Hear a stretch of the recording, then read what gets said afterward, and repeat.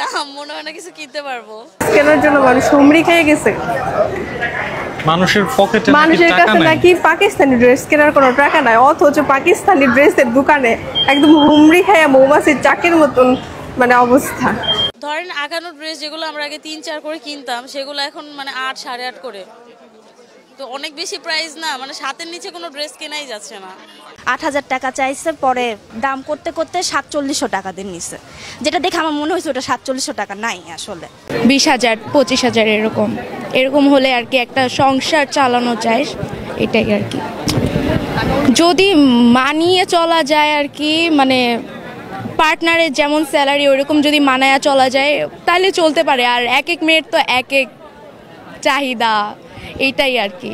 আমি হলে 2000-এর মধ্যেই নিতাম ওই জামাটা। আসলে ঈদের সময় দামটা বেশ হয়, আমাদের উচিত আসলে ঈদের সময় জামা কাপড় নাই কেনা, একদম ঈদের আগেই কেনা উচিত বা ঈদের পরে, কারণ যে ঈদের সময় ওনারা হচ্ছে এমন দাম রাখে, এই দামটা দিয়ে হচ্ছে সারা বছরে ওনারা চালায় দেয়। এক সপ্তাহ যাবত মার্কেটে ঘুরছি, বাট আমি হচ্ছে আমার মন পছন্দ মতো ওই রকম কিছু পাচ্ছি না। সবার জন্য শপিং অলরেডি শেষ করেছি, শুধু আমারটা বাকি আছে, আমারটা পছন্দ হচ্ছে না। আমার পরিবেশ তো অনেক র্যাশ, বাট প্রাইসগুলো না অনেক বেশি এক্সপেন্সিভ আমার কাছে মনে হচ্ছে।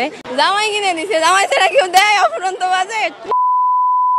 জামাই কিনে দিয়েছে, জামাই ছাড়া কেউ দেয় অফুরন্ত বাজেট। আমার জামাই কিছুই কেনে নাই, শুধু আমি একটা পাঞ্জাবি কিনে দিছি, তাই খুব বেশি না, অল্প রেঞ্জের। আগে আমি কিনে নি, শেষ করে নি, তারপরে দিছি তো পাঞ্জাবি কিনে দিলাম, বললামই তো। বাঙালি সমাজের জামাই ও শ্বশুরবাড়ির সম্পর্ককে ঘিরে নানা ধরনের রসিকতা, সংস্কৃতি ও বাস্তবতা রয়েছে আমাদের মাঝে। জামাই কিনে দিছে, জামাই ছাড়া কেউ দেয় অফুরন্ত বাজেট, এই কথাটির বিশেষভাবে জনপ্রিয় হয়ে উঠেছে ইউটিউবে এবং কি সোশ্যাল মিডিয়াতে, যা সাধারণত তখনই বলা হয় যখন কোনো নারী তার দামি উপহার পান এবং কি বিলাসবহুল কিছু কিনেন, এবং তার উৎস হিসেবে জামাই বা স্বামীকেই বোঝানো হয়ে থাকে। এটি একদিকে মজার এবং কি অন্যদিকে সমাজের কিছু প্রচলিত দৃষ্টিভঙ্গিকে প্রতিফলিত করে। মিডল ক্লাস ফ্যামিলিতে বাজেট তো খুবই কমই থাকে, এমন যে না যে 10,000 20,000, আমাদের বাজেট খুবই কম, রিজনেবল টাইপেরই কেনাকাটা। তারপরে কত টাকা বাজেট? তাও ধরা যায় 10 ধরা যায়। বাঙালি পরিবারে জামাই বা স্বামীকে বিশেষ গুরুত্ব দেওয়া হয়।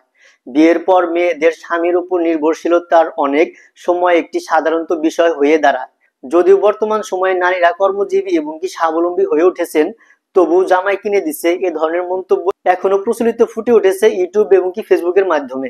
আমি এই নিয়ে 3 দিন আসছি, কালকে সারাদিন ছিলাম, কালকে একটা পছন্দ হয়েছে, ওইটার দাম 9,500 টাকা। আমাদের এই বাংলাদেশ সহ উপমহাদেশের সমাজ ব্যবস্থায় জামাইকে শ্বশুর বাড়ির বিশেষ মর্যাদা দেওয়া হয়ে থাকে। অনেক পরিবারে তো জামাইকে সন্তুষ্ট রাখতে বা সামাজিক মর্যাদা বজায় রাখতে উপহার দেওয়ার রীতিও রয়েছে। আবার স্ত্রীকে দামি উপহার দেওয়ার দায়িত্ব অনেক ক্ষেত্রে স্বামীর উপরই বর্তায়। তাই যদি কোনো নারী দামি শাড়ি, গহনা, মোবাইল বা গাড়ি পান, তাহলে সমাজে সাধারণত ধরে নেওয়া হয় যে এটি তার স্বামীর বা জামাইয়ের দেওয়া। এভাবেই অর্থনৈতিকভাবে বাস্তবতা ও নির্ভরশীলতার আগে বেশিরভাগ নারী গৃহিণী ছিলেন এবং তাদের ব্যক্তিগত উপার্জন ছিল না বললেই চলে। ফলে যে কোনো সময় বড় বড় কেনাকাটার জন্য স্বামীর উপরই নির্ভরই করতে হতো। এক এক বছর এক একটা আনন্দ থাকে। এই বছর ধরেন আমার নতুন বিয়ে হয়েছে, তো এই বছর একটু আনন্দ বেশি, বিয়ের শপিংও বেশি থাকবে, সবার সাথে ঘোরাঘুরি হবে, দাওয়াত থাকবে বেশি, এইগুলাই আনন্দটা বেশি আগের তুলনায়। হ্যাঁ, অনেক করছে।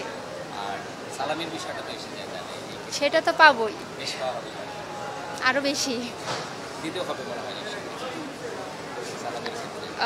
আমাকে হ্যাঁ, ও আচ্ছা, আমি ওইটা তো হাজবেন্ড দিবে, ওইটা ও দেখবে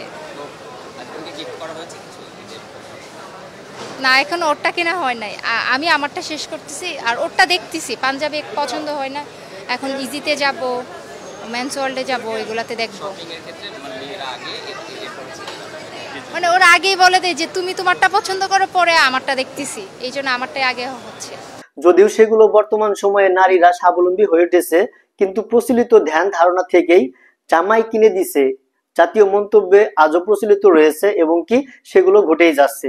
সামাজিকতার অভ্যাস এই ধরনের কথা অনেক সময় রসিকতা করেও বলা হয়ে থাকে এবং কি বন্ধু মহলে, মার্কেটে, আত্মীয় স্বজনের মাঝে বা সামাজিক অনুষ্ঠানে অনেকে মজা করে বলেই থাকেন, দামি শাড়ি পরছো, নিশ্চয়ই জামাই কিনে দিয়েছে। এটি সরাসরি কোনো নেতিবাচক মন্তব্য নয়, বরং সামাজিক মজার অংশ। তবে কখনো কখনো এটি নারীর আর্থিক স্বাধীনতাকে খাটো করতেও অপব্যবহৃত হতেও পারে। জামাই কিনে দিছে, জামাই ছাড়া কেউ দেয়? অফুরন্ত বাজেট। অফুরন্ত বাজেট মজা করে বলা হয়, বিশেষ করে যখন কোনো নারী দামি কিছু কেনেন বা বিলাসবহুল জীবনযাপন করেন, তখন বাস্তবে এটি সবসময় সত্যি নাও ঘটতে পারে। পাকিস্তানি 3 পিসটার দাম নাকি 7,100 টাকা। মানে এগুলা আমি আগে 3,000 টাকা দিয়ে বা 2,500 টাকা দিয়ে নিছি, আর এখন এটা ঈদের মধ্যে দাম 7,100 টাকা। আমি প্রাইস ট্যাগলাইন দেখেই অবাক হয়ে গেছি। অনেক নারী তো আছে নিজেও উপার্জন করেন এবং নিজের টাকায় কেনাকাটাও করেন এবং কি তার স্বামীকেও অনেক কিছু কিনে দিয়ে থাকেন। কিন্তু কিছু নারী পারিবারিক ভাবে ধনী পরিবার থেকেই অলরেডি চলে আসেন, যেখানে স্বামীর পাশাপাশি বাবারও গুরুত্বপূর্ণ ভূমিকা থাকতে পারে। আবার তো কেউ কেউ নিজস্ব ব্যবসা, চাকরি বাকরি বা অন্যান্য উপার্জনের মাধ্যমে বিলাসবহুল জীবনযাপন করে আসছে।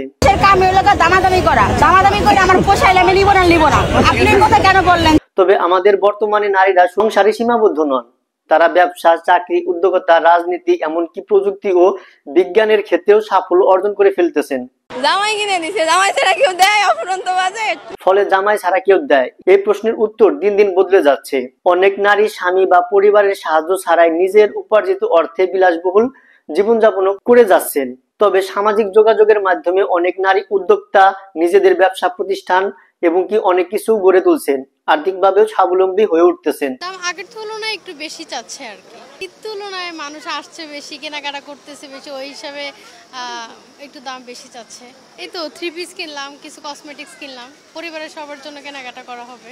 মাকে নিজের টাকা কিছু দিতে পারে, এটাই তো নিজের কাছে অনেক স্যাটিসফ্যাকশন কাজ করে। টিউশন করে স্টুডেন্ট। কিছু ক্ষেত্রে নারী এবং পুরুষের উভয়ের একসঙ্গে সংসারের খরচ চালান, সেখানে স্বামীর পাশাপাশি স্ত্রীরও সমানভাবে অবদান রয়েছে। তবে জামাই কিনে দিছে, জামাই ছাড়া কেউ দেয়? অফুরন্ত বাজেট এই কথাটির সামাজিক বাস্তবতার একটি প্রতিফলন হলেও সময়ের সাথে সাথে এটির কিন্তু অনেক পরিবর্তন হচ্ছে। বর্তমান নারীরা শুধু স্বামীর দেওয়া উপহারের উপর নির্ভরশীল নন, বরং তারা নিজেরাই অর্থ উপার্জন করে নিজেদের পছন্দের জিনিস কিনতে সক্ষম হয়ে উঠতেছে। তাই ভবিষ্যতে হয়তো এই মজার কথাটি বদলে গিয়ে হবে নিজেই কিনেছি, স্বামী ছাড়া কি কেউ কিছু দেয়? আমি সিঙ্গেল। এবারের ঈদে বাজেট কত আসলে আপনার? Around 10K. My budget is like 40,000 এর মতন। আমার বাজেট আসলে 15,000 টাকা, যেটা সত্যি সেটাই বললাম।